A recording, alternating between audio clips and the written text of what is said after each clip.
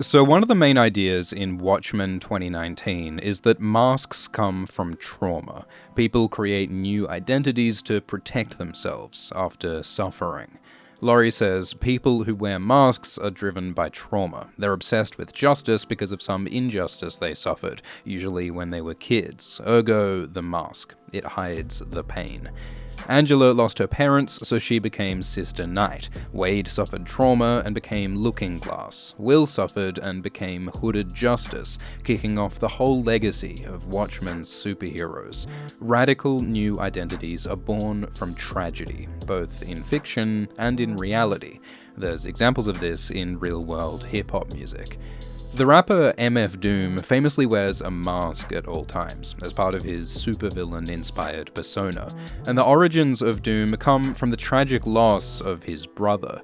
In 1993, MF Doom was Daniel Dumoulin, 22 years old, working on a rap album with his brother Sub Rock, but Sub Rock was suddenly killed in a car accident, and Daniel was devastated.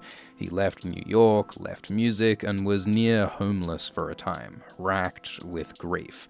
4 years later, he returned to New York and to music with his new identity, MF Doom, his metal mask inspired by the Marvel supervillain Doctor Doom. His debut album, Operation Doomsday, references Sub Rock often. In the album's final verse, Doom eulogizes his fallen brother, reminisces on their past, and assures him that everything is going according to plan. So, when Daniel Dumoulin was shattered by grief, he used a superhero origin story as the framework for his own rebirth and recovery. He built a new identity and forged a metal mask as armor for his trauma, just as Laurie describes in Watchmen. There are similar stories all through hip-hop. Marshall Mathers, aka Eminem, lost his friend and fellow rapper Proof, and that pain is part of his identities as Slim Shady and Eminem. Ian Bavitz, aka Aesop Rock, lost his friend and fellow rapper Camus. These deaths shaped the lives and creative careers of these artists. Camus and Proof and Sub Rock are immortalized in the music and mythology of Ace, Eminem, and Doom, an inextricable part of their identities as artists, all born from trauma. So much of hip-hop is about bravado, masculinity, and aggression, constructing over-the-top, larger-than-life fantasies of strength and status and anger. But as Will says in the Watchmen finale, sometimes what's really behind the anger and behind the mask is fear and hurt. Hip-hop was started by marginalized black Americans in the Bronx in the 70s, only for hip-hop to be appropriated and commercialized by white people, just like in Watchmen, when the first of the superheroes, Hooded Justice, is born from the oppression of black Americans, only for his legacy and image to be claimed by white America. Watchmen 2019 highlights these ideas of appropriation with a white supremacist extremist listening to hip-hop in the opening scenes. But it's not just superheroes and rappers who wear masks after trauma.